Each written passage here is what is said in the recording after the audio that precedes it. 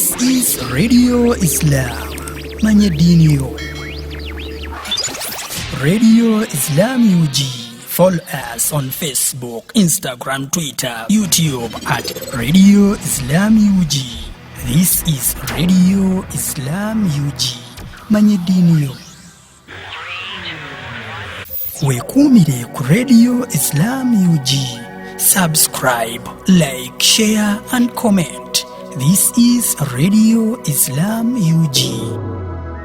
أعوذ بالله من الشيطان الرجيم. بسم الله الرحمن الرحيم. الحمد لله الذي أحيانا بعدما أماتنا وإليه النشور. الحمد لله حمدا كثيرا طيبا مباركا فيه غير مكفي ولا مودع ولا مستغنى عنه ربنا. الله tumwebaza oyo katukesereza budde nga bulijjo tugamba nti nga bwakitukolera bwe tukimukolera bw'atakowa kubutukesereza tetuyinza kowa kumwebaza ku mulimu ogwo.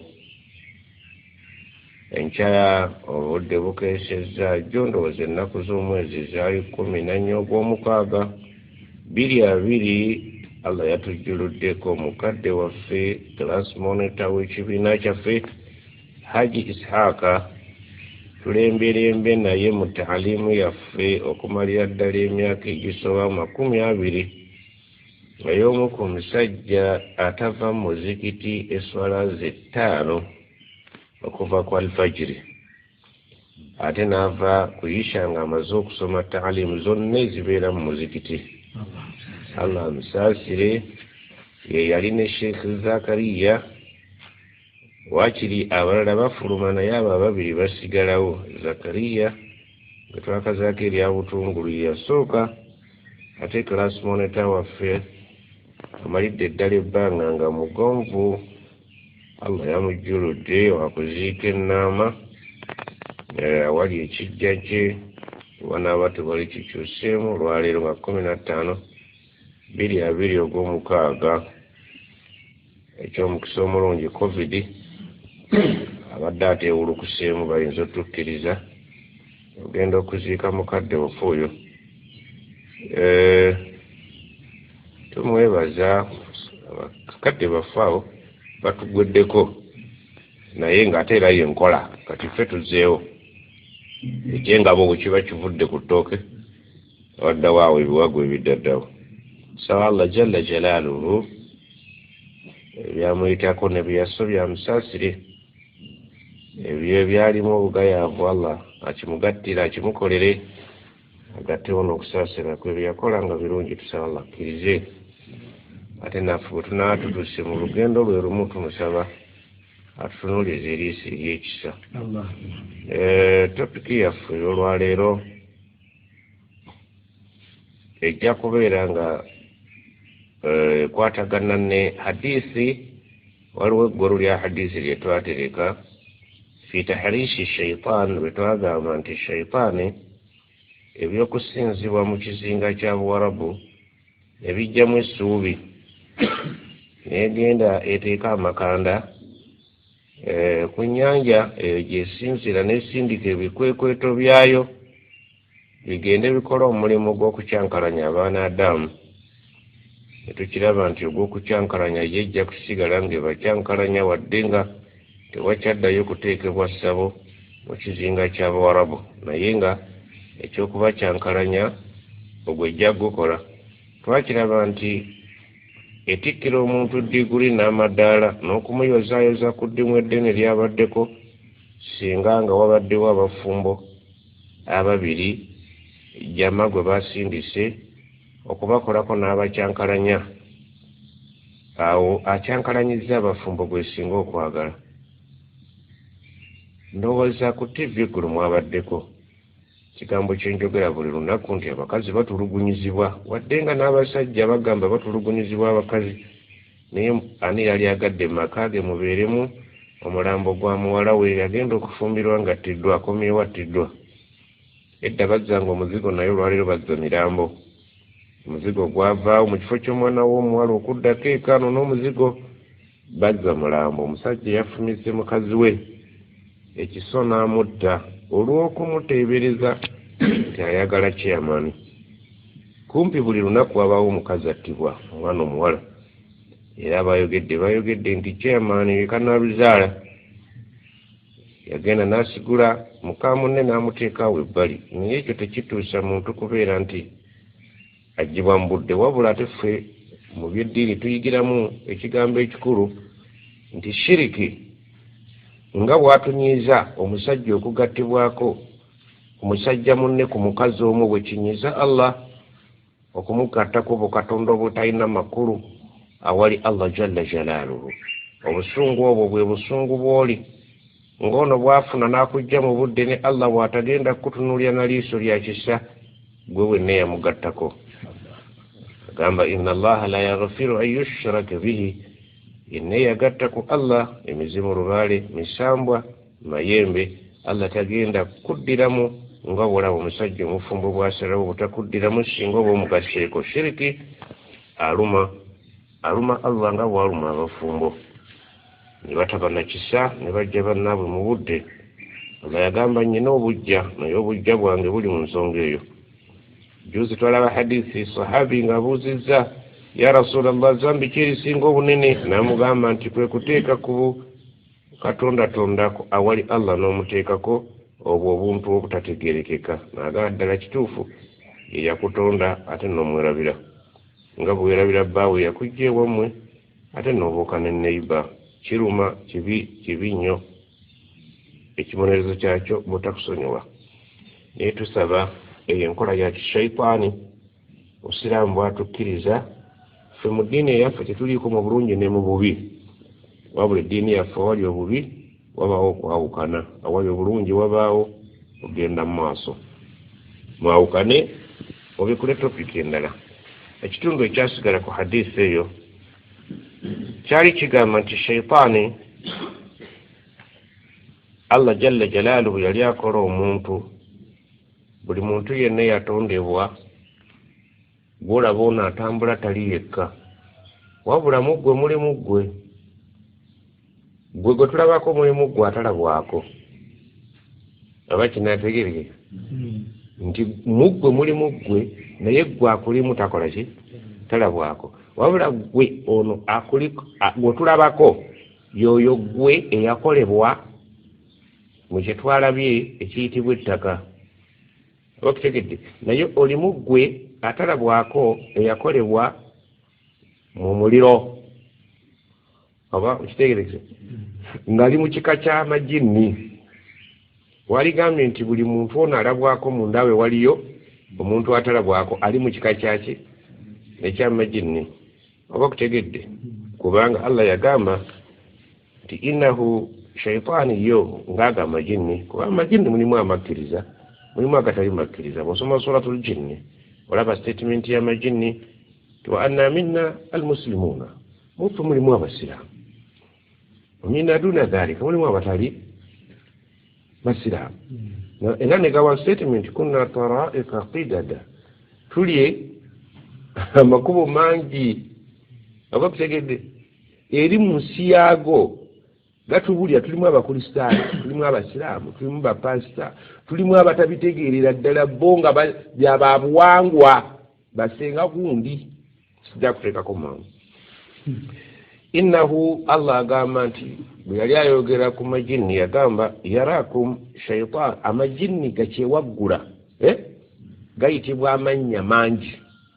Nga wano ewaffe abatuuze bakyewaggula bayitibwa amannya mangi, naye nga bantu bannaffe bayinza okubayita bakifeesi, bayinza okubayita bakomando, bayinza okubayita abayeekera, bayinza okubayita abayaga, whatever. Kati ne mu majini agasusse okuba amakyamu gayitibwa shayitaani, agaviira ddala ku nkola ya Allah ago ne gabeera gakifeesi. Oba kutegedde? Beskoba owulidde nga bali mu kutawanya butawanya nsigo gali manjaga, owulidde? Gayaaye gamafiya, owulidde? Naye nga mu bantu omulimu bamafiya, teriyo mafiya bw'oteebereza mu kubeera nti asiiba mu kanisa oba mu muzikiti. maafi oyo naye era ngeri gyokola ki nekifeesi kati ne mu majinni agali mu kiko ekyo ge gayitibwa shaitaani naye nga bamaafi abo bashaitaani abo baliwo okutabulatabula abateredde awali abateredde we wali omulimu gwabwe ogw'okubeera nti bakola ki naye nga batambulira minal jinnati wannaasi kyetuva twekingiriza nti ai allah tewegomye gy'oli otutaase gwosinga okumanya abakifeesi beeyo naye ffe tetubamanyi ate ekyomukisomo bwe yatugamba mu surat al arafi aya 27 innahu mazima abakifeesi abo ne bagurupu ye mukulu w'abakifeesi oli esikoba yaraakum abalaba huwa wa qabiluhu ye n'abayagabe min haithu la tarawnahum ate mmwe temwafuna mukisa gukola ki inna ja'alna shayatina twafuula bamaafi abo mu majinni lilladhina la yu'minun mu bantu abatakkiriza be bakanywanyi baago abatakkiriza mu bantu bakolagana nnyo ne bakifeesi beeri oba okitegedde era akutiisatiisa nti ojja kundaba ayinza n'okukulimisa eyagenza okusala idi bakusanga olima kale allah atunyonnyola mu nsi muno tugaziye ku bwongo bwaffe nga twagala bugaziya Sheikh Mujabi ajja kusomera wano akatabo kaffe mutabani yakaleese Ibrahimu Sentongo asomesa kumumisa oyo muyizi waffe bayizi betwasooka okusomesa mu ssomero lyaffe nga twakafuluma ba master sekitto bayizi basiraamu ate nga basoma byeri era oyo y'omu ku baakola dictionary y'Oluganda olaba ku dictionary y'Oluganda eri mu Uganda eriko Ibrahimu Sentongo yeewuyo muyizi waffe ate kati yasomesa nze ate wakati mu byonna ate n'abeera nga andeetera ne ku materiyo akati Allah atugambye nti atugaziya obwongo nti mu nsi temutuddeemu mwekka ensi eno mwe muli temuliimu mwekka ensi eno mwe muli twajja jjajjaffe Adamu yajja wano ne Ibilisi ye n'ateeka entebe ye luddawa ono muzeeyi n'ateeka eno ku lukalu kati oli afubutuka eri najje n'atutawaanya era ndowooza abasinga obungi wano abamanyi Oluganda mukimanyi nti Lubaale asinga obungi yava sese nnyanja oba si nnyanja era bakadde baffe bagiyitanga Nalubaale Nalubaale kitegeeza ki nti balubaale nga bwe tulina sa mu Luganda nti saabasajja abakyala babayita naaba ennyukuta ya sa eraga ekitiibwa ekisembayo mu bakyala eraga ekitiibwa ekisembayo n'abakyala oba kutegedde naalongo oba kutegedde muntu mukulu nnyo kati Lubaale olidde ndowooza ye musajja naye Nalubaale ye wali markazi y'Abalubaale esese oba kutegedde akati abasomi bajja baga nti atugifuule Victoria Nalubaale tulitte kubanga ye kulubeeseza ku ddiini ey'abajjajja Balubaale bw'osoma Lubaale wa wano Nalubaale oba kutegedde era ennyanja zonna eziri mu Uganda wano zeekulubeeseza ku ssese ono wamala tomulaba wamala ono subhanallah nyina akatabo kesoma bakayita amannya ga Buganda n'ennono zaako akansimbi oyo wamala yali mutabani wa Wanga wamala Wanga Lubaale ali ku Victoria kati nja kubibasomeramu inshallah akati bamuwanga Wanga akati Wanga oyo waliwo ebyaliwo mujja kumiraba akati ono omuvubuka ani wamala najja era ali ku kigwa kye ebusundo bamuyita Lusundo ebusundo yalinga eyali badde omukulu wetu oba district kazi we bamuzee bamumanyi ebusundo tujja kubiraba gyinagenda mu maaso kale Allah yagatutegeeza nti ku nsi kwe muli temuliiko buti mweka Adamu bwakka n'omutaka nakka naye agenda okukka kuno niri bagobyeyo mugobe ne muzeeyi bagobye mugobe Allah n'abagamba fe abantu tujje wano fiha tahyawuna ku nsi planet nyingi naye basalawo tubeere kweno mujja kuwangalira ku eno kuba ye yeefaananyiriza ejjana gye mubadde. Fiiha tahyauna, mujja kuwangalira kuno. Wa fiiha tamutuuna, mujja kufiira muno. Wa minha tukhrajuna taratan ukhra, ate bwe buli babukedde mwe tuli bajja.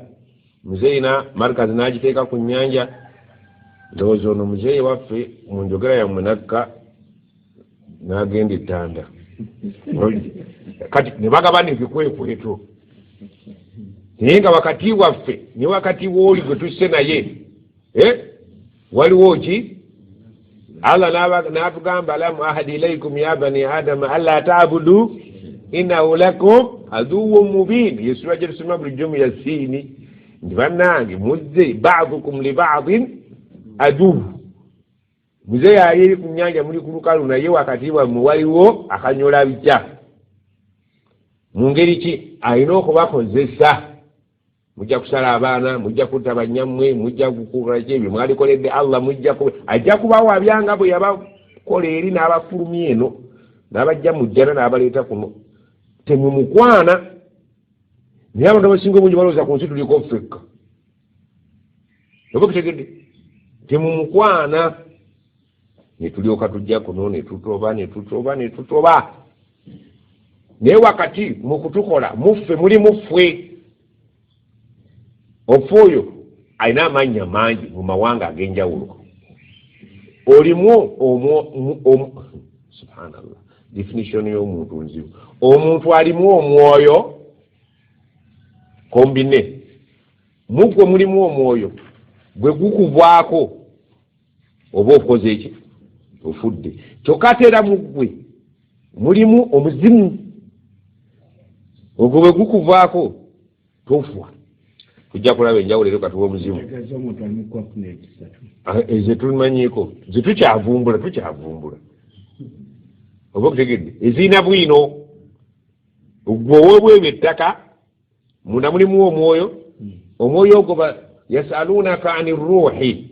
Gwatawaanya abaatusooka ne bajja babuuza nabbi omwoyo kyeki. Nabbi alinda obubaka okuva eri Allah. Ne bujja nti qul baddemu arruhu min amri rabbi. Ogwo Allah teyabawa bigukwatako, yagwerekerera kiri muto. Wama utitum min alilmi illa qalilan. Mukiyitibwa omuntu ekikwatagana n'omwoyo tefina gwe twawa knowledge yenna illa qalilan. Kujja kunnabwako katono nti bwe guvaamu abaakoze ki? Naye ate omuzimu bwe gukuvaako tofwa. Kubanga bwe twebaka gugenda ne tusigala nga tuli ki? Ate bayinza n'okugukwata nga ne gutambulamu. Bakitegedde. Akati kitegeeza nti gwe olimu gwe. Ne gwe olimu baggwe bw'otolaba beka. Ate kino kikwewuunyisa. Lwaki? Oyinza okulaba ekiwujjo. Ekiwujjo kino mukimanyi ekyaffe ekiganda nga kiri mu nnyumba. Nga kyewujja. Amasannyalaze ne gavaako obumeme. Kisigala kiramba? Gaviiriddeko ddala complete. Kivaako. Bwe gakomawo kitiguka. Amasannyalaze kyeki? Enemanyi kala yago. Kakati nga bw'okkiriza amasannyalaze nga togategeera, kkiriza ebikulimu by'otatigiira. Nga tubirabira kubikolwa naye nga tetumanyi bwennyini bwabyo. Eyo iri musijja ginenemu nnyo kuba bagala tusomera. Naye kansomeko hadisi eno eyagala okwekwananyiriza ku ekyo. Maama waffe en hadisi an Abdullah ibn Mas'ud eri mu kitabo kya Muslim kitutambula nakyo. Qala atugambye Ibn Mas'ud qala Rasulullah sallallahu alaihi wasallam ma minkum min ahadin, teriyo mumwe ayitibwa muntu yenna illa okujjako wakad wukkila bihi qarinuhu min aljinni, okujjako nga bamuteekako munywanyi we mu majinni. Olukuzaala bepo nga bakuwasa siruganda mukwano gwo omemewo mu majinni. Hadisi mugiwulidde? Mumwe teri muntu yenna okujjako buli ayitibwa omuntu ayina munywanyiwe mu majinni.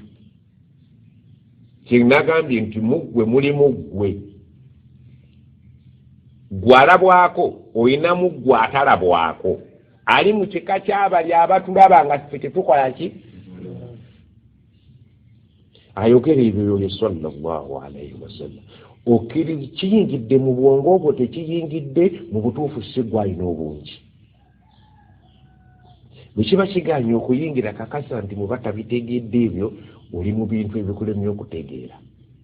Kuba Nabbi sallallahu alayhi wasallam wama yantiqu anil hawa. Akitegedde weesiimye. Atugambye mummwe teriyo muntu yenna okujjako ng'olumuzaala.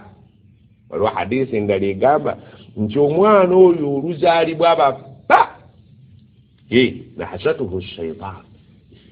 Sitaani wano bw'eba emuyingira akaaba. Teriyo bebbi atakaaba.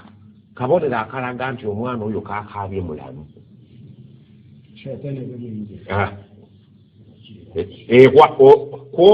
Kaso azalwa nga naye nga ngekwambala bubebi ikivamu ng'omwana yekanga Allahu akbar Allahu akbar. Oyamba omwana ono ku kino ekiyingidde nakyo okukiteekamu okigeme. Naye bw'oteekako endongo nti terika bebe munaffe kuliko omwana oyambye sitaani obutajigema omwana ojja kumukwatira wa fresh kid. Obusiraamu n'empiso gw'olumuzaala mukube azaani. Oba okitegedde obumu ku bubonero obulaga nti omwana oyo mulamu kukaaba. Pawulo Kafeero kye yava akugamba fil jahiliya nti yemiranga majja na olujja olina okugukuba. Ekikukukubya mutaka ayingidde.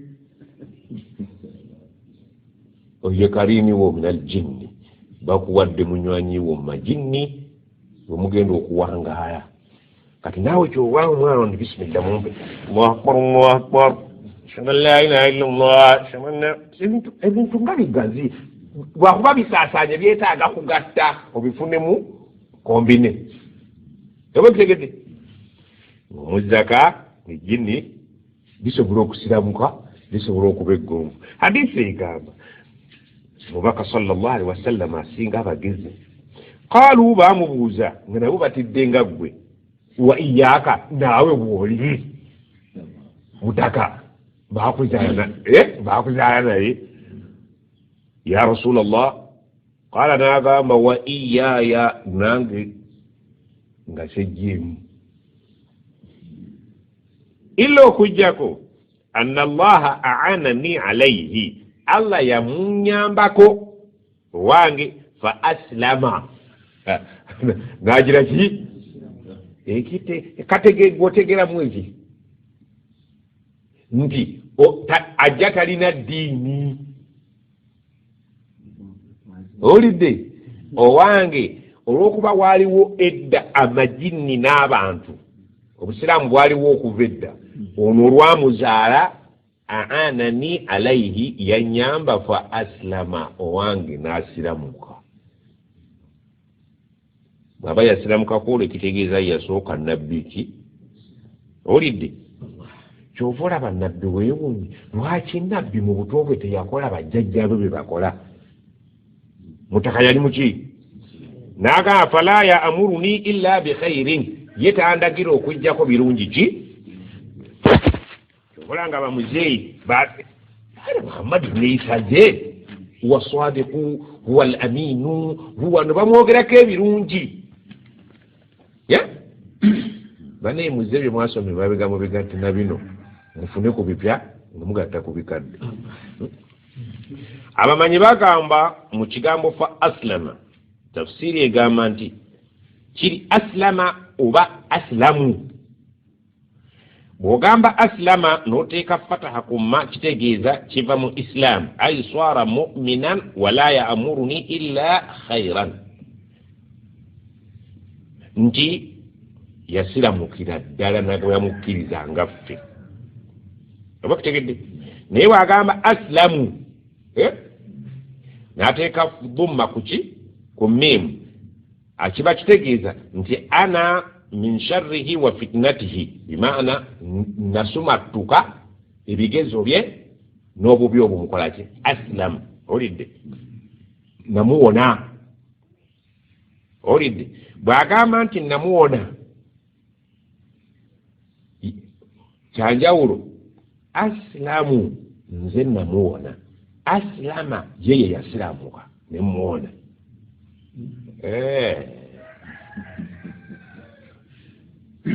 Allah yamuntaasa fa aslama ye naakola ki fataha ebe muzza ku ye yasiramuka naye bw'agamba nze aslamu nze namuwona zumma ya nabbi njimulina naye ana fa aslamu nze namuwona namuwona nga gwe bonoogwa ewa kasiri eggwanga nogaa nti kasiri eggwanga nze namuwonye abalala yagize eki nabba olidde oba kutegedde tiila abamu ne bagamba nti aslama bimaana istaslama riwaya ensali za muslimu zayogera nti istaslama kitegeeza nti inqaada waswara musliman mu'mina inqaada oyo gwe bankwasa olwamunkwasa fastaslama n'awanika emikono nti ono sijja kumalako naye okujjako mu bulungi surrendered kitegeeza nti simwinaamu buki lwaki twaziinira abaana bano obuoli awo naffe tuwone eki ekibambuliza bwe tubakubira endongo be baana boolaba abatta abakazi ye nadduka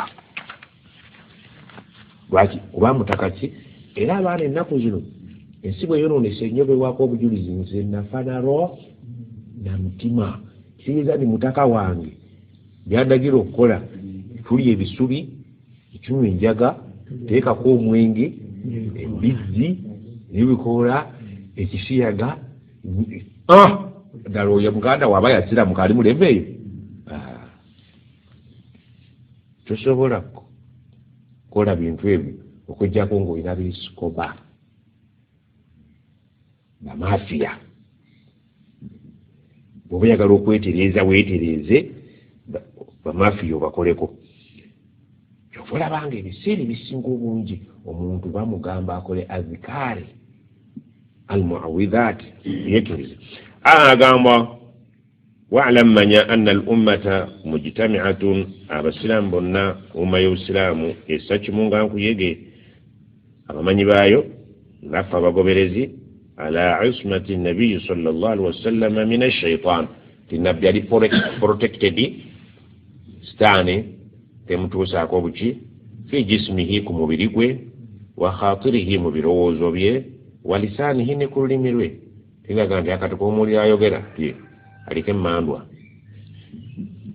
omubiri gwe tegulinnyibwako mmandwa ebirowoozo bye tebigendako mmandwa n'olulimi lwe terubeerako mmandwa emmandwa ziba ku ki ajagaye nti bali mikwano gya sitaani inna ja'alna ash-shayatina lilladhina la yu'minun buli golaba aliko emmandwa yeri kulya yogera ng'omanya nti ayina relationship ne ba esikoba be benjogera beesikoba kitegereka kuba mune buli tafsiri n'ebyayo n'agamba wa fi hadha alhadisi ishara mu hadisi omwo mulimu ebitulagirira ila tahdhiri min fitnati alqarini wa waswasatihi wa ighwaihi tulina okwekingiriza Allah buli kaseera tutaase okugwagwawazibwa n'okusiriwazibwa n'okukemebwane abatera okugwa mu nsobe ne bakola ebitali bya buntu batera okugamba nti ani yabakemye yoyo inna ja'alna ash-shayatina awliya'a lilladhina la yu'minun bamalo kibasulamu sitaani ne bavaako sitaani bwe mali kikusulamu ngeeseka inna buraa'u minhu kamathali ash-shaytani idh qala lil-insani ukfur sitaani y'omulimu gw'okugamba nti ekikole ekimenya amateeka falamma kafara muntu wamala okukigwamu batandise omusakata qala nemugamba nti inni bari'un minka nze nkweta mulanga inni akhafu Allah rabbul alamin nze ntyane Allah musajja guli muzibu okutta akaana ka wiiki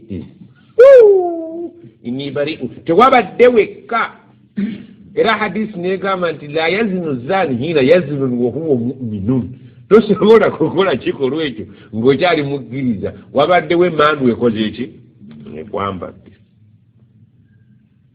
aya netugamba wa imma yanzagannaka min ash-shaytani nazgun singa naawe lumu weekanga nti sitaani eyagala kusiira mu kitimba ng'eteze ekitimba kyagala kuwalula muli n'okimala mukigwamu fasta'idh billah weewogomere Allah akole ki gamba a'udhu billahi min ash-shaytani ar-rajim olwogera ekigambo ekyo yo ng'egamba nti atutebuse atuyigiriza ebyo ye yatuleeta ala ya'lamu man khalaqa mulowooza bijja mu bbanga yatutonda nannyini kibanja bwakugamba nti awo w'okuttojja gwa mu ttooyi gwe n'ogenda bw'ogigwamu mpakaaze w'empaka akunama eyakola bw'aba yakugambye nti bw'owulira ng'oyagala okuserera sitaani eyagala okukunywesa enjaga omusiraamu oyagala okunywa omwenge oyagala okukulisa ebisiyaga n'owulira nti ofunye enniya ey'okusiyagako fasta'idh billah duka ngabo bitegedde ebikola byonna ebitali byabo wallahi yatuleeta yatuwa buli kyonna ekitutaasa shayitaani kuba ye wedde yagikola ki agamba hadisi eno egamba endala eyongerako nti wakad wukkila bihi qarinuhu min aljinni wa qarinuhu min almalaika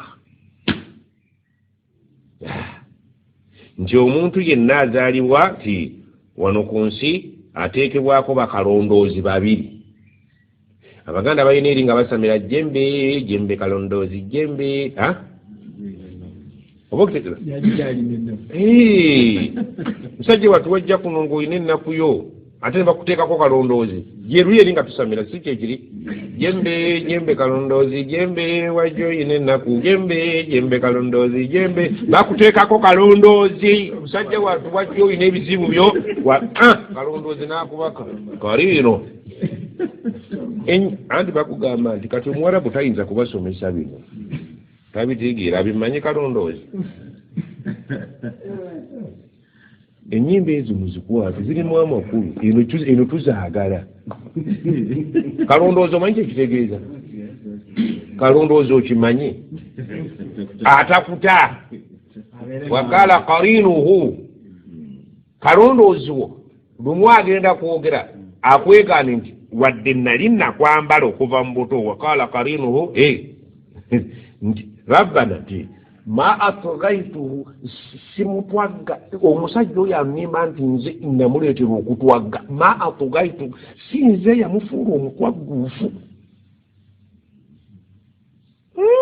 tanneekwasa nange bampa buwi wa kisulo olidde namugamba nga kugere mu ndongo n'agenda hayala sola tagenda ma atghaitu si nze namubuza lwaki onneekwasa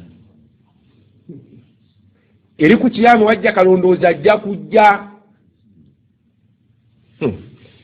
yembe kalondoozi oluyimba olwo mulunonyezeko mbamize nze luggwayo lutya ebisoko byalo sitanzi ezimu tetuzimanyi tulwetaaga wa qarinuhu min almalaika ayina qarinu gwe muki bamalayika ekitegeeza nti bamalayika positive side baba balungi ate amajinni negative ki side ebyo bikemo kati malayika oliko malayika naki kati omuntu bagamba omuntu alimu lumalayika alimu neki angelic and devilish alimu lumalayika alimu saidi bwe yebirungi bwesukka ng'omanya nti saidi yebibi esukka ng'omanya omutaka yagizeki ono gwe bagamba nga muto hayya ala swala malayika negandi ono muwandike mu register yafajja kuba olaka nti olokabaka kulikayo baby munaffe uzadde omwana ngolaga nti oyo wange nga bakugabana agenda okujja kuno nga ye fresh kid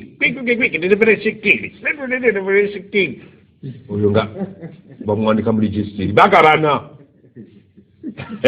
kyabagande mwana gwe muzaala tekakulowooza nti byokoze kikulu nnyo okuzaala tomalaka kuba wano kintu kiriko ebirondoola kalondoozi either positive or negative musalira akiika olumusalira akiika ni bismillah allahu akbar muwala bismillah allahu akbar mulenzi ng'onayongera konfaminga mu register ye nti ono weewaffe bwemusalira eno mubajjajja bulira kubulira mu butereke biki nkejje mubalekanga yono wange abaana abato babeera ku hayiwooko nga bayimiridde beesooka emmotoka ejja yange munamugawa agotute nnyingi kati eddako yange nabano bakati bali bw'olusala bappa ngonaga nti ono wange toyaziina abaga mwana mwamwazi nti ayabadde ate no mwazi naye ate bwe yazza ate yagize nti tutajja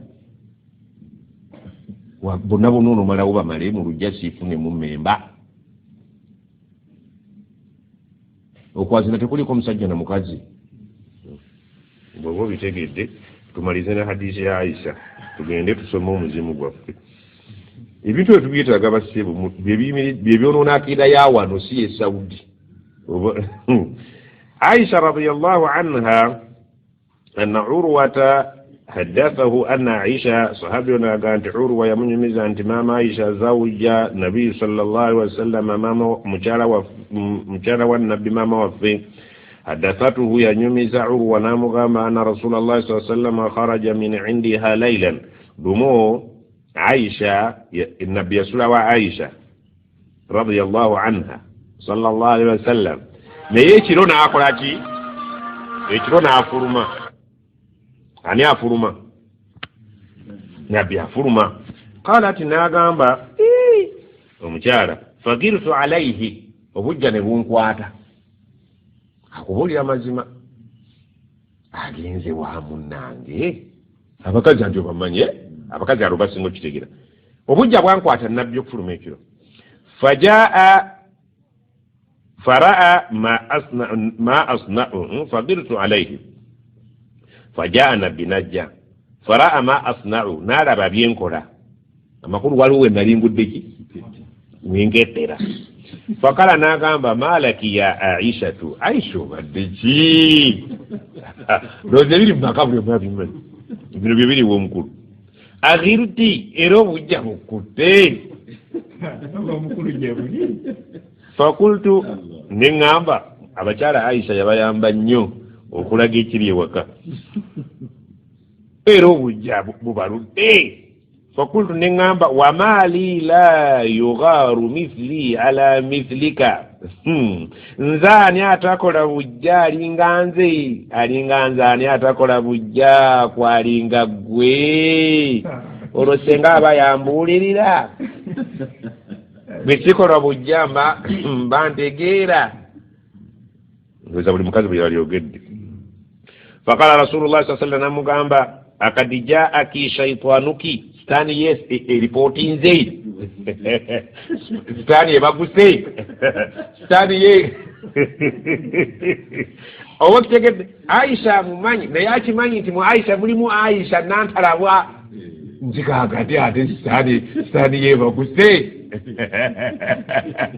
Allah kubanga yeetera okumalako abantu ki Aisha yabuuza qalat nagamba ya rasulallah awa ma'iya shaitanu ndiko sitaani naye tabimanyi nga bw'otamanyi gweokimanyi nti obadde okimanyi nti olina ejjinni libakuzaala nalyo buli kiyingira n'okaaba byagamba teriyo mwana azaalibwa illa wanahshatuhu shaitan okujjako ng'ejjinni nno limuyingira n'akaaba okujjako abantu babiri bokka mu nsi Isa ne maama we anti olwo kati webadde wewunya Aisha nti tamanyi gwe obadde okimanyi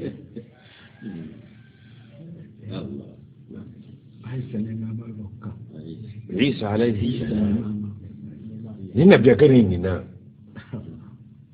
katolo ya mujabi fana nete keina nebikubo akugambye naam ndabuza awama'i ya shaytan ndiko sitane qala naam ye tochimanyangako njimuda mulimu amazanyalaze gotosobola tuwako definition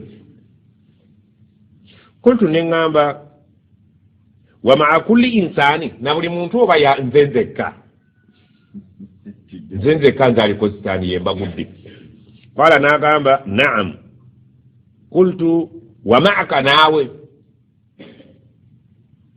ya rasul allah nawina qala naam nange nina walakin rabbi a'anani alayhi hatta aslama nange nina ne allah yankwatirako na nyamba ne islamuka tendagira kiki kati iyo oli kusuwa diru ya silamuka omusiramu kulya embizi gwoba olya omusiramu kunywa omwenge gwoba onywa gwoli musiramu enatayiri naye jjamu oli ya anywera mugwe abbira mugwe buli haramu yenna kibaga nti buwuliranga ng'oyagala okukola allah kyatayagala ng'oli musiraamu manya nti ekitimba okikola ki fasta'id billah waima yanzagannaka min ash-shaytan eyo irimu tesomwa mizikiti ate ekyali mpya enkadde gye musinga okuba naye yabajjajja mwina ya lefuti era mwina n'emizikiti gyayo mugiyita masabo gye musabira olidde kati eno empya ekakasa nti kituufu weebiri naye okubaawo kwabyo tekitegeeza kubisinza olw'okuba tetubirabako nga byo bitulaba tulina okubyerinda ate mu ngeri ey'enjawulo. Mustafa tusomera akatabaako tulabe seeka kyagamba oli ku muzindalo se katuulize sheekhu oyo bamuyitaani mubuli sheeka mukutumufu mu kampala omwo buli muntu yali mukubidde akasimu n'amuwa akatabo naye esomero ebinaaba bikiremye okutangaaza n'amubuuza. Bismillahi rrahmani rrahim. Lwaki nawandiika ku mizimu bwate bwatandise Sheikh Usman yani seeka wali kufuluma kitabu kiba kikyamu okubba irimu ya mukadde male akatabo kano akalina erinnya obw'omutwe okugamba nti ebifa ku mizimu kyawandiikibwa Sheikh Nur Uthman Kibuuka. tumutegedde nti yeshe musajja mututuufu mu ilmu mu kibuga muno yatandika oba wetandikidde nga wewasaana wagamba nti lwaki nawandiika ku mizimu. Omuzimu kitonde mu bitonde bya Allah nga ebitonde ebirala, wabula olw'okuba abantu tebagutegeera bulungi kyabatuusa okugwa mu nsobi nga zino wammanga.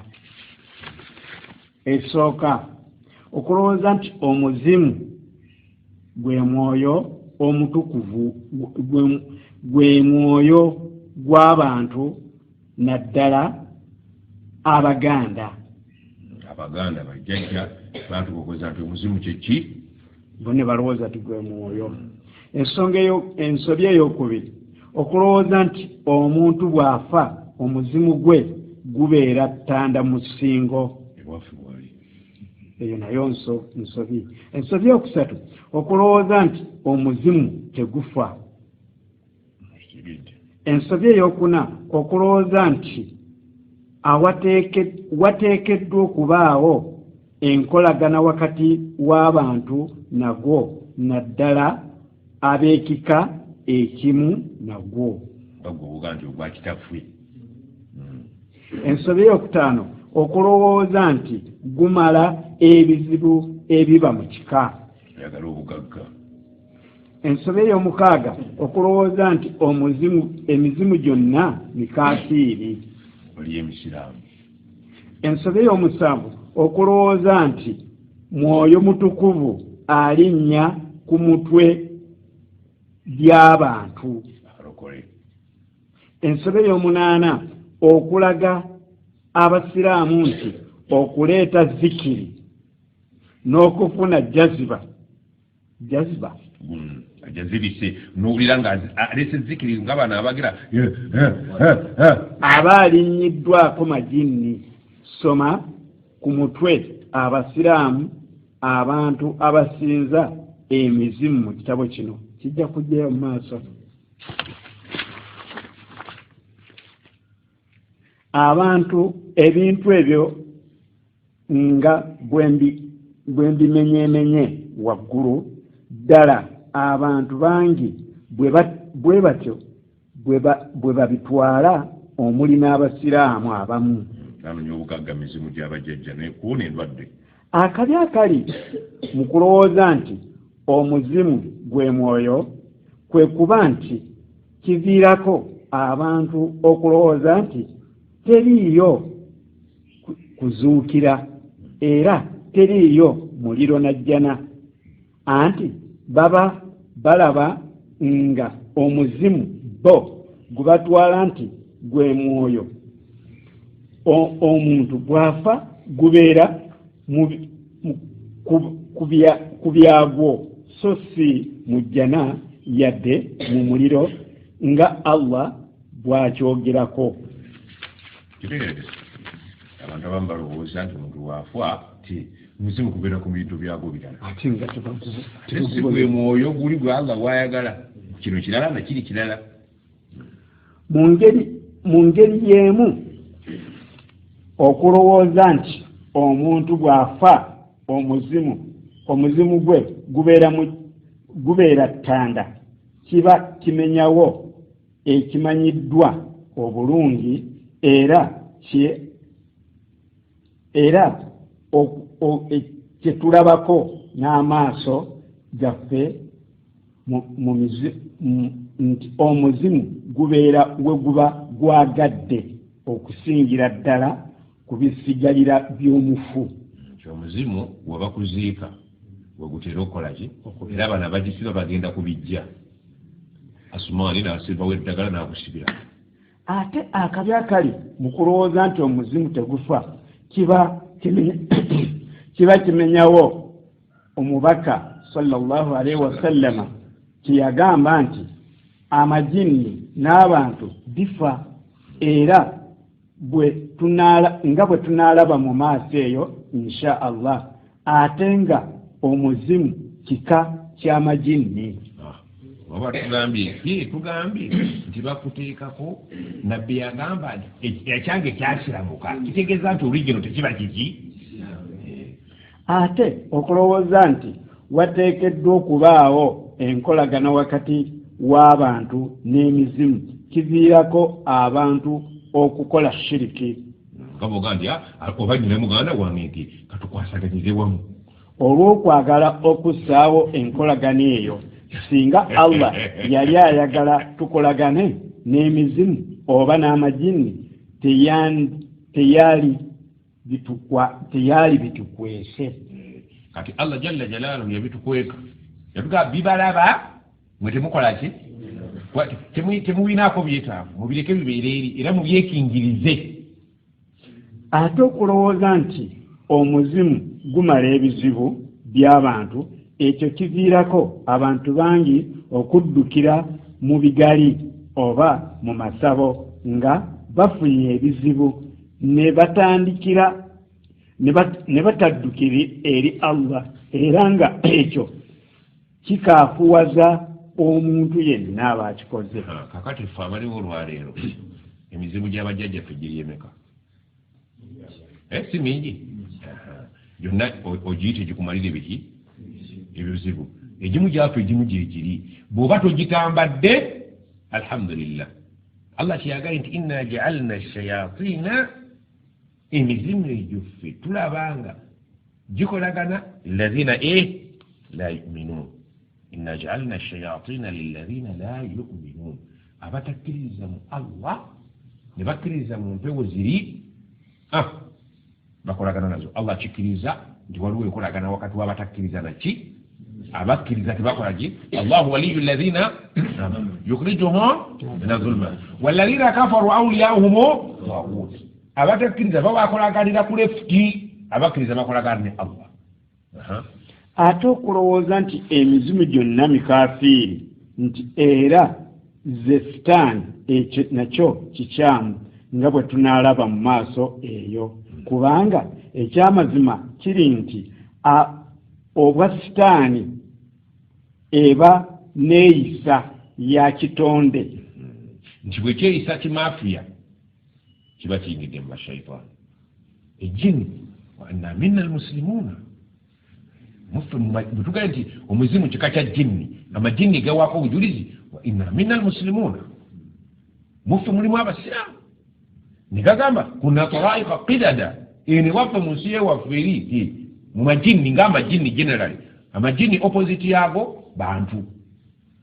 Ma khalaqtu ljinna wal insa, opposite nti amajjinni kitole ne insi kitole, nga mu ba insi bwe mulimu ne mu majjinni mukola ki. Kakati amajjinni amakyamu biba kifeesi, biba shayitaani. Tiriyo shayitaani nsiraamu. Oba kitegedde buli gurupu ya shayitaani agaba amajjinni amaki amulumiriza. Kakati Allah gaga nti naj'alna shayatina, owulidde sitaani ng'amajjinni amaki amafu ga kifeesi gesikoba ate ge gakolagana n'abatali baki era tegabalagira birungi.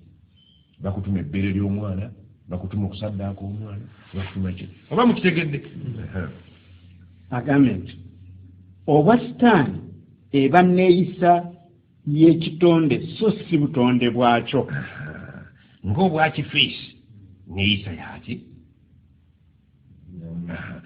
abayeekera neeyisa yaki. Siriyo Allah bwe yatonda nti bayeekera, wabula neeyisa yekufuula gurupu. Engeri gye kiri nti kikyamu okukaafuwaza atali mukaafiiri mu ngeri y'emu, kiba kikyamu okukaafuwaza buli muzimu ne bwe gutaba mukaafiiri. Nanga omuzimu kika kyaki kya jjinni, ate amajjinni gagaye mulimu abaki abasiraamu. Emizimu gyonna siniki.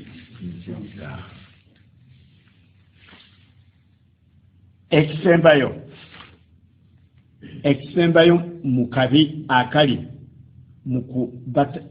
mu butategeera kitonde muzimu kiviirako abantu bangi mu madiini amalala obutamanya nti ekibalinnya ku mitwe nga basaba giba mizimu so si myoyo mitukuvu. Jibrilu alayhi salaam Jibrilu si alinya bannaffe, nze sijja kwogera ddiini yaabwe oba bawalimu kuba si weyona bawalimu abayikyanga kyanga ne bakola azikaali abataka ne bajja. Eba kitegedde waliwo n'eddiini ziri mu ngeri bwekikwanya okutegeera tuli ku mwoyo mutukuvu.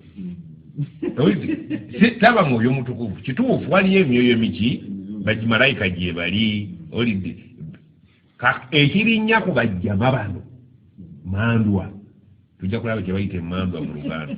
Ndayiro omutonzi alayidde nti wallahi, ndayiro omutonzi w'ebitonde oyo Allah jalla jalaaluhu, abasiraamu gwe bakkiriza ate abakaafiiri ne bamuwakanya nti ekirinnya abantu abo ku mitwe gyabwe si kirala wabula giba mizimu n'amajjinni.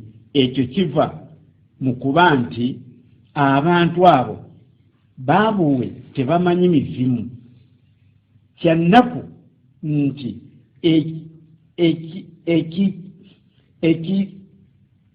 ekiyitibwa kyannaku nti ekitimba kya sitaani kino kyabazingiramu n'abantu n'abamu ku baali abasiraamu, nga bwe tunaalaba eyo wansi w'omutwe ogugamba nti abasiraamu abamu basinza mizimu.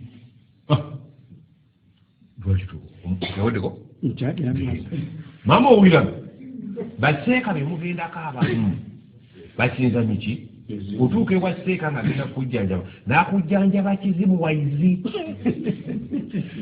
n'olwekyo ezo z'ensonga ezantuma okuwandiika ku mizimu ate nga nsonga nkulu nnyo nga naawe omusomi bw'onoolaba insha allah. Omuzimu kyeki agenda mu maaso buli omutegeera omuzimu gwo alina guguwulira nga batuguddemu. Buli muntu yenna azaalibwa kaabe nabbi kababe bannabbi ba Allah awatali kwawulamu. Buli omu azaalibwa nga Allah amutondeddeko ekitonde eky'omu majini n'ekitonde ekya mu bamalayika. Abise mujuulidde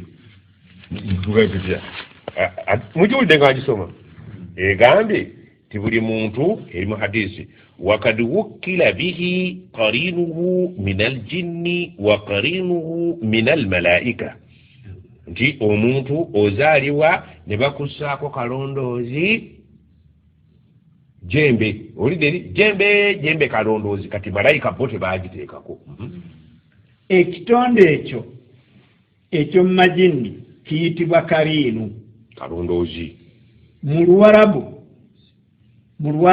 mu Luganda muzimu, ate mu Luswayiri kiyitibwa ruhani oba rohani. Ekigambo okuzimu zimu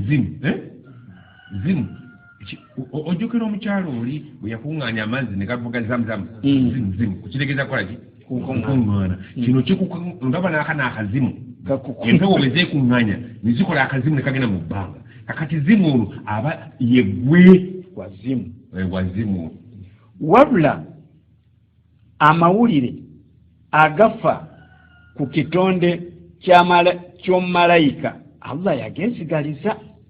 Bajjajja kwe kutwalako kalondoozi bamalayika teyabawa bali babiri. Olina abantu aba gwe atambula bode olina babiri eri negative naki ne positive. Omuzimu gwe yagwogerako kiwanvu naye bamalayika tebakola ki, ne bamuzeeyi tebamutabaala malayika era bagamba jembe kalondoozi bo bagana ono amanyiddwa. Ekigambo omuzimu mu Luganda kigambibwa nti kyasalibwako, kyali kinene busalwa abapapa okwogera ne bakikutula. Anti ekigambo ekyo edda kyayatulwanga nti muzimuntu, omuzimuntu omuzzi mu muntu, nti wajja muntu. Nabbi salama kyeyagamba nti inna shaitana yajiri min ibni adama majira damu, nti otambulira mu sitaani ng'omusaayi gwe gukola ki muzzi mu muntu. Owulidde nga banaga nti kasiri eggwanga olwokopapa nogaa nti ggwanga kasiri n'okitta.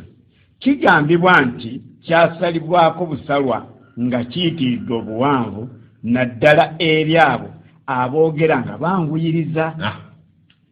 Era kigambibwa nti olw'okuba baalowoozanga nti gudda mu muntu omulala nti kyeguba guyitibwa omuzzi mu muntu. Waliwo kye bayita atanasukhu mu mirimu y'emyoyo, tanasukhu al arwah, nti omwoyo gwe bwe gukuvaamu baabo gwe bali bayita omwoyo, nti gudda mu muzzukulu wo, nti gujja ne gudda mu mulala, muzzi guzza gukola ki gukomawo ne gudda mu mulala. Omwana agaa nti okuzaala kwe kuzuukira omwana yeezadde.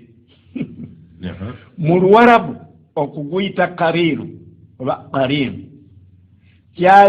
kyazimbibwa ku makulu amalala agali mu kigambo ekyo. Ekigambo ekyo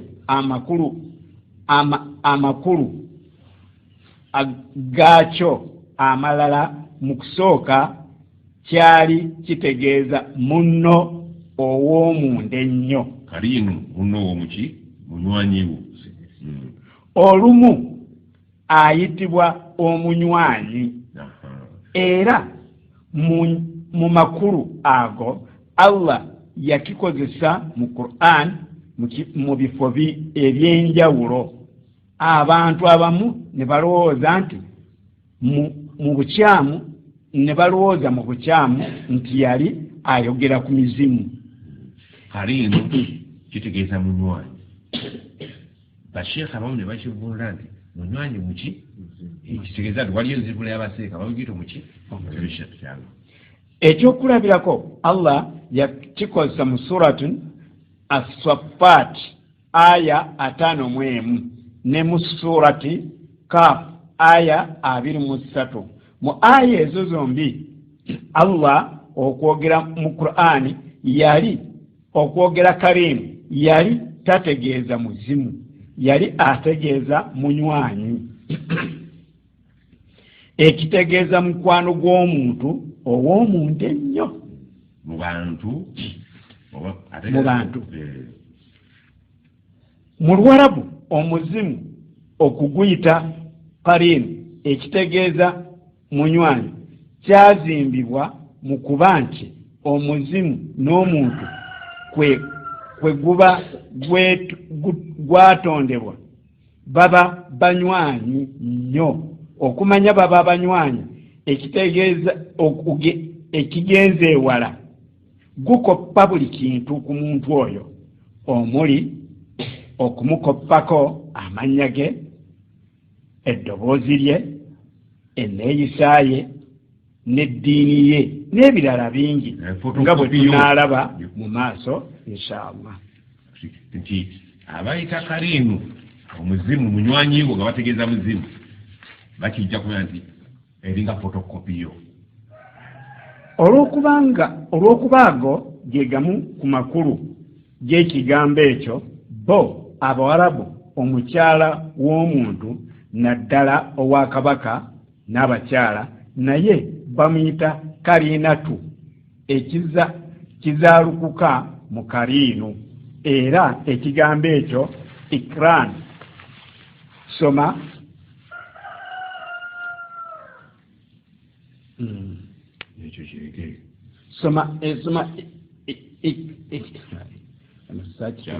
Kyalwarabu Luganda ekitegeeza nti okwetabika nakyo kyazaalukuka mu kigambo Kariinu nga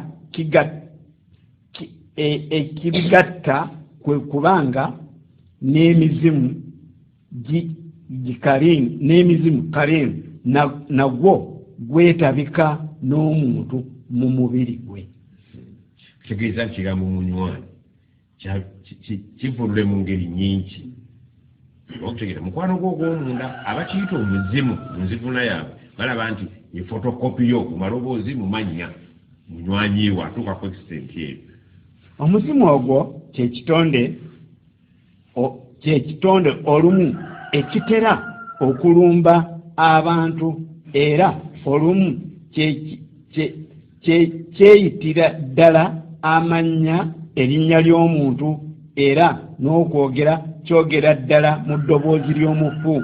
Ekitonde kino kyanjawulo nnyo ku mwoyo era nga bwe tunaalaba mu maaso eyo inshallah. Era eba nzikiriza nkyamu okulowooza nti ekitonde ekyo gwe mwoyo gw'omuntu. Omuzimu nagwo gufa era ebitonde ebirala bwe bifa. Era ensonga eno nja kugikaatiriza nnyo mu maaso eyo insha Allah.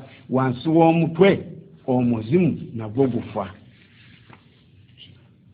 Ekitonde ekyo olumu kibeera mu muntu mwennyini ate olulala kyekuumira eyo nayo ku kintu kyonna ekyo ekyekuusa ku mubiri gw'omuntu. Kisobola okuba naawe nga kati wooguyina ate gusobola okuvaako ne gudda ku kintu ekirala naye nga paati kuggwe kwekyo ng'olwala enviiri gye wazisudde. Bamaama jja twabaganga nti enjala tozisula tosula nviiri kati bakinyozi ke bazze ne bazisula wamu. Bw'aba omulamu omuntu omulamu olumu kyagala nnyo okubeera awaba ekintu kyonna ekyekuusa ku mubiri gw'omuntu oyo, engoye ze, enviiri z'aba asaze oba enjala ze. Omusawo kyavaga agenda neetirire andaweya ye okulanga omukazi atwala andaweya yo omusawo aba atwala gwe kubanga kyangwa netiwaaka kyanguwa nnyo okubeera nti ono omusawo bw'afuna andaweya yo olipootinga mangu. Olw'okuba abalogo abamanyi nti omuzimu ogwo gwekuumira nnyo mu bintu ebyo baba bamanyi nti essaawa yonna gusobola okubiddako ne bagukwatirawo era nga beeyambisa amajinni gaabwe. Omulogo yeeyambisa ejjinni lye ng'alina ndaweyayo wano oba ekkooti oba omukazi yakugika akatambaala n'asinzira akatambaala kano ne bakawunyako ng'embwa bwewunya omubbi kukufulu neefuna olusuulu neekulondoola bagenda okulanga eyingidde ewuwo n'ejjinni lino kasa amajinni g'omulogo oluwunya kwandaweyayo ne bw'obalandani era beeyambisa basobole okutuusa obulabe ku nnannyini gwo. Katutuma ndaweyayo n'enviiri nina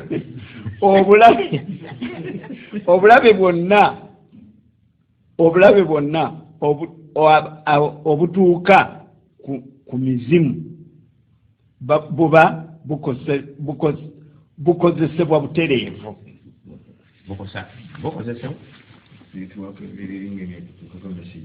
Buba bukosa butereevu. Omuzimu bwe gukosebwa naawe oba okola ki? Njagala ogenderere point eyo.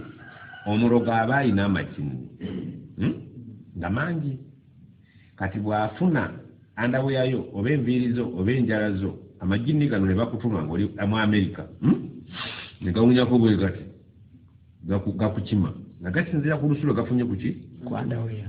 Owulidde jjukira nti omuzimu gwo guli gumu gana amajini maki mangi. Ofaanaganako n'omusajja gwe bagamba erinnya Kabangali n'aleeta emputu nga abapoliisi bangi mu buli ngeri alina ogirinnya bamusuula. Kakati bwe bagandikira mu Amerika okuleetera Asumaani navuga nti tunaatambula tuyanga tetunantambula nti wunya wano. Kakati nga go gajja gakulondola gakusanga mu ofiisi mu Amerika. Kakati ne gatwala omuzimu gwo owulire naye buli kye bakola eri omuzimu gwo bakulaba kwayuya eno. Tugende mu maaso just tafsiri mu mpolampola. Abalogo bayinza okusaba olugoye lw'oyo gwe baagala okuloga, enviiri ze oba enjala ze, olumu basaba n'ettaka w'aba alinnye. Gunyanjula ettaka otulokawulire. Omusajja omuyudaaya ayitibwa Labid bin Asam bwe yali ayagala okuloga Nabbi Muhammad sallallahu alaihi wasallam yeeyambisa buviiri bwa kisanirizo kye. Yagenda ku kisanirizo kye n'ajjamu enviiri. Katosanyisa nviiri na bisanirizo. Ekyafaayo ky'okulogebwa kwe kyannyonnyolwa bulungi mu bitabo by'abannaddiini mu bitabo by'abannaddiini baba bakyamu abeerippa ku mbeera eyo ne bagamba nti Sitaani yasinza omubaka sallallahu alaihi wasallam amaanyi ekituufu Allah yali amugezesa bugezesa ng'era bwe yagezesa nabbi we Yakobo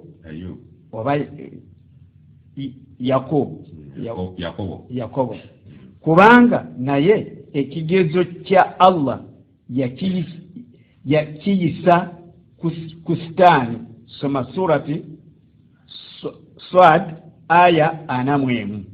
Ani yagezesebwa? Si yali nabbi Ayubu. Naye wano yagambye Yakobo. Ndowooza yabadde. Bayibuli nayo bwekyo bwekiraga newankubadde kirabikamu engeri y'okuswaza anti egamba nti y'okusavuwaza anti egamba nti Yobu yaddiranga olujjo niye yaguza omubiri gwe n'atuuka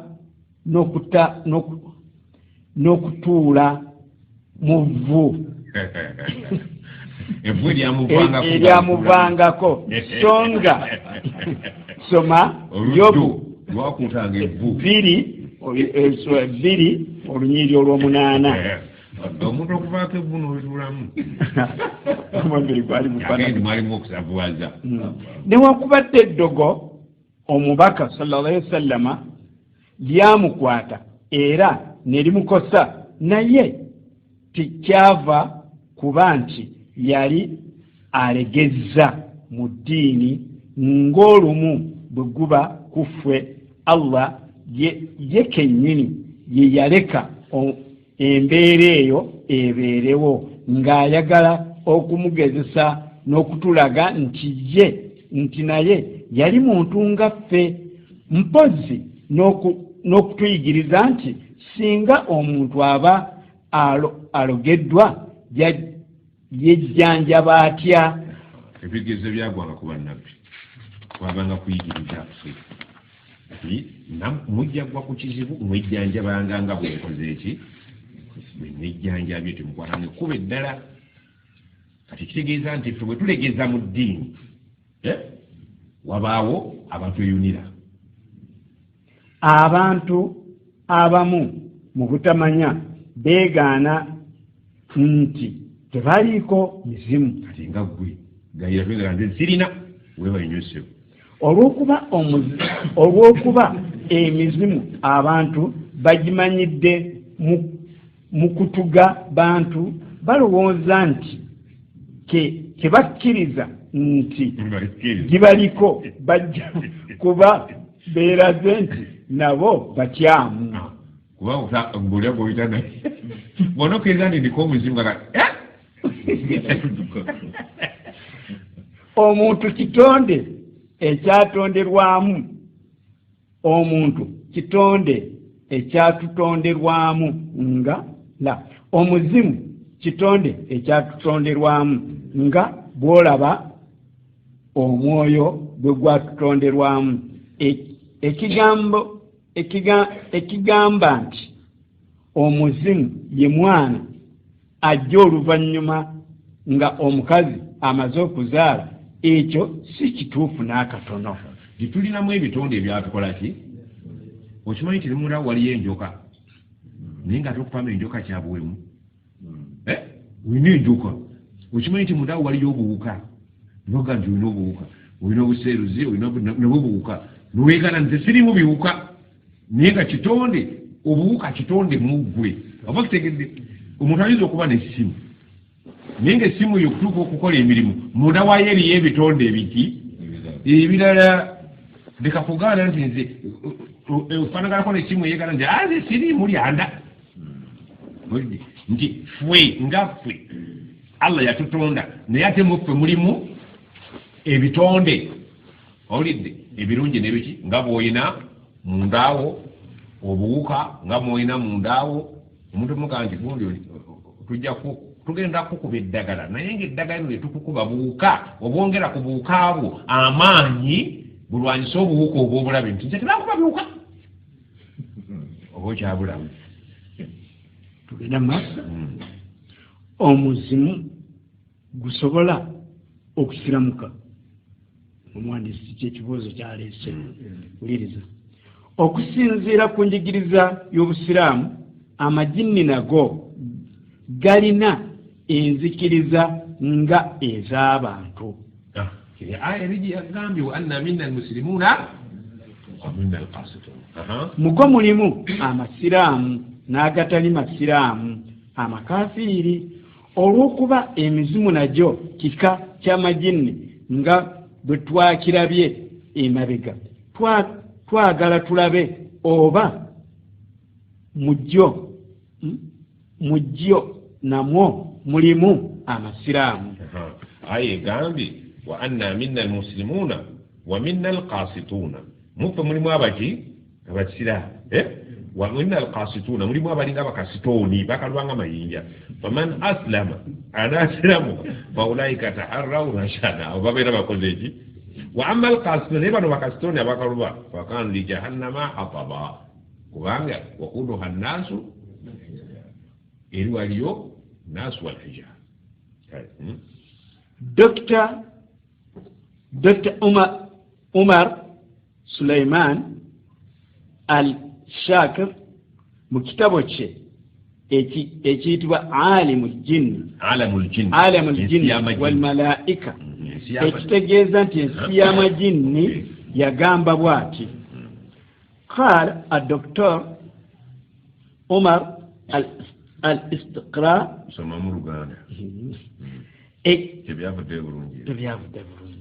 embeera eyinza okutandika kuba nga omusiraamu ayinza okukyusa omuzimu gwe ogumubeerako ne gusiramuka embeera yo bwebeera nga weeyunira nnyo ki obusiraamu omuzimu gwo guyinza okuba nagwo guli influence ne gugoberera kiki kyoli kyeguba.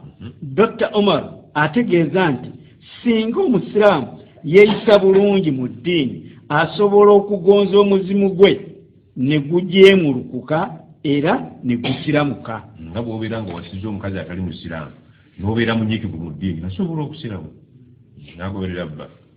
Awamu n'okuba nga ye bw'atyo bwe yagamba naye mukugu munne mu bitonde bino enzaalwa y'Emisiri Sheikh Abdussalam Al-Wahid Bali omuwandiisi w'ekitabo kiri kyolina kino yajja ku wano emityano ye teyakkaanya naye mu kitabo kye Al-Wikaya olupapula 39 mukugu nnyo mu majini akyali mulamu yawakanya ekigamba nti omuzimu gusobola okusiramuka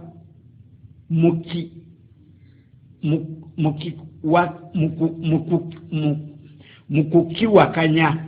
Yawa ensonga 3 era ze zino wammanga. Esooka okusiramuka kw'omuzimu ekyo kyeyawulidde nabbi Muhammad sallallahu alaihi wasallam kubanga alinga agamba nti hadiisi eri gye tuva okusoma eyagaa nti Allah yannyamba nerikola ki eriri eryokka neryakola ki agaffe tegagira ki kubanga hadiisi yasanguza kaati bwetyo. Ensonga ey'okubiri ye gye yawa yazzaako nti olaba ne Umaru Allah amusiime yali omusigire wa nabbi sallallahu alaihi wasallam ow'okubiri teyasobola kusiramula muzimu gwe olwo butyaffe abantu ababulijjo.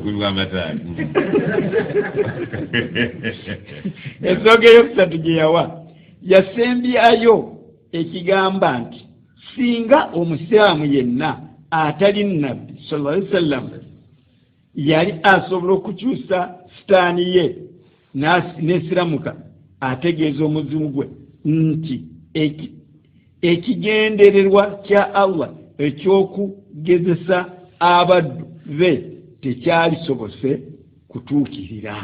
Omusajja ejjini ly'essiraamu takola kabi konna.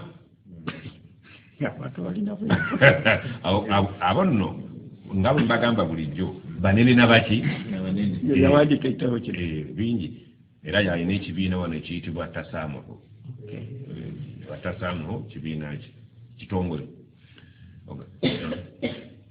olidde abamanyi n'abamanyi bulijjo njovu ezirwanira ojjamu gwogwako oli ezo zensonga esatu Sheikh Abdul Salam Wahid Bali zeyawa ng'awakanya ekigamba nti omuzimu gusobola okusiramuka okulaba kwange oli agambye nti gusobola nagambye gusobola kakati Sheikh agenda kwa rifiri enywedde tenywedde ebiifu muwulirize okulaba kwange kulaba kw'omuwandiisi mu kulaba kwange wabula nga Allah yasinga okumanya ekituufu naddala nga ensonga ya Dr. Omar ey'okuba egamba nti omuzimu gusobola okusiramuka ndabanga erimu eggumba ngamba bwentyo kubanga enywedde yetaga katibu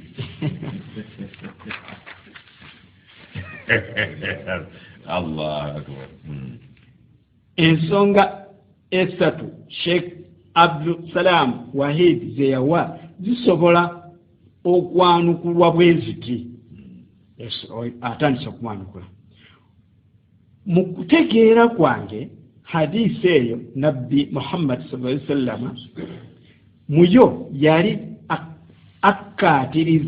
bukkaatiriza nti buli muntu aliko omuzimu mu kugamba nti ogugwe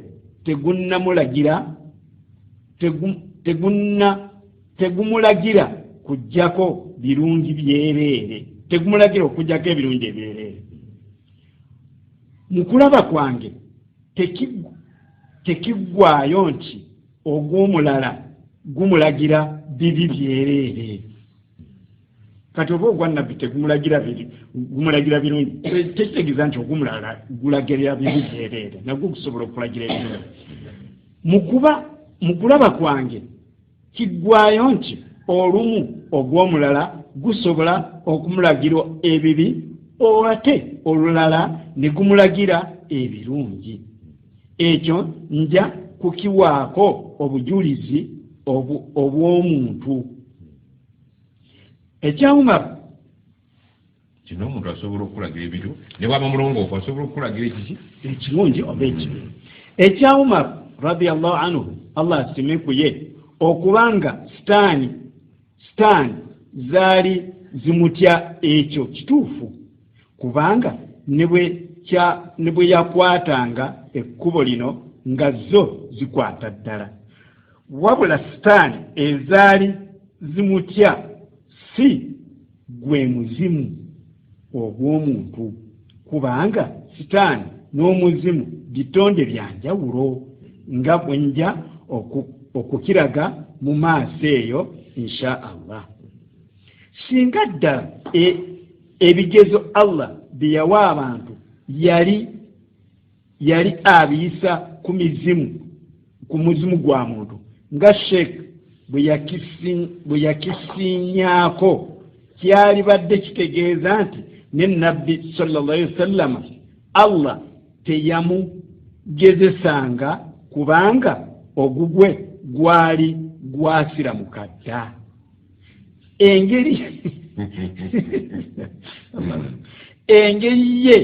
engeri gye waliwo obujulizi nga naye Allah yali amugezesa ekyo kiba kyongera okulaga nti ensonga ya Sheikh Wahid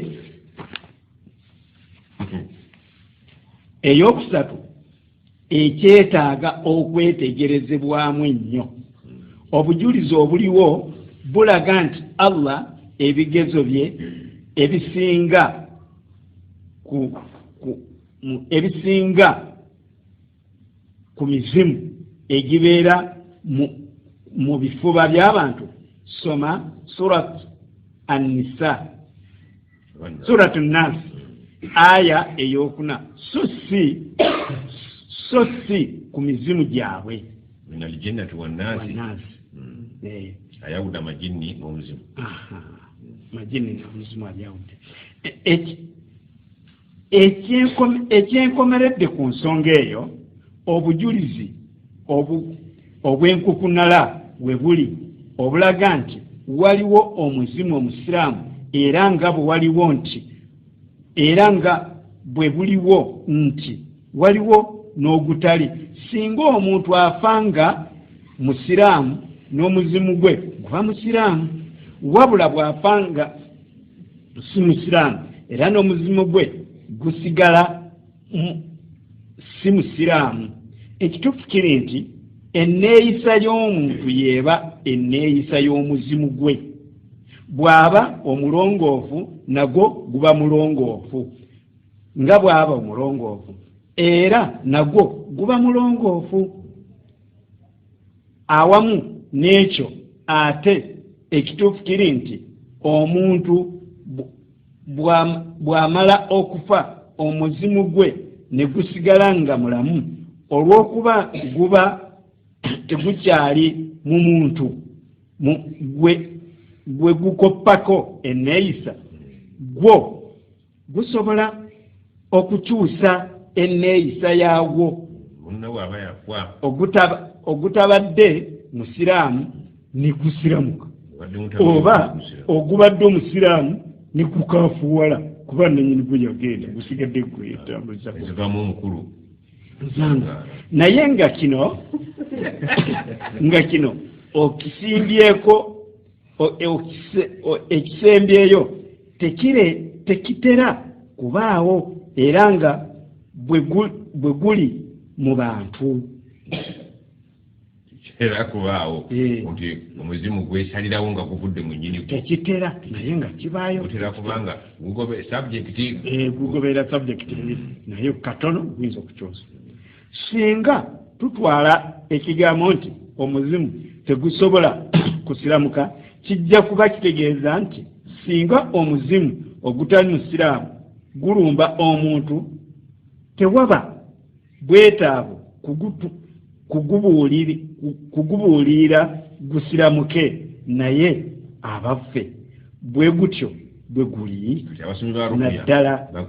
Nedda abasomi ba rukuya basiramula emiki omuzimu bwe guba gwakulumbi. Omusomi wa rukuya nga mutuufu agukolako daawa ne gukola ki? Mwena kimuyizeemu. Wallahi musajja ayinza okuba nga Aisha jjo radiyallahu anha yanenya Abi Huraira okusimbula yimu nyingi. Naye Sheikh Mustafa gyatuwadde nga bw'eri mpya.